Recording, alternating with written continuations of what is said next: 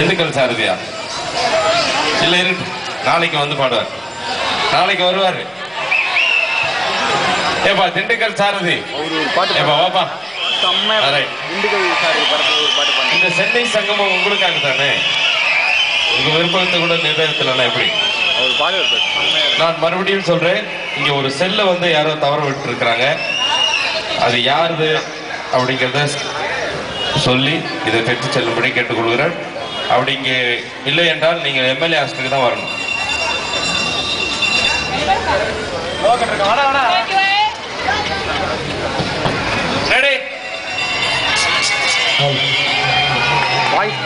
ஆடி காத்திலையும் ஆடுதடி ஓடுதடி அழகையும் ஓடுதடி அன்பே ஓசேலே,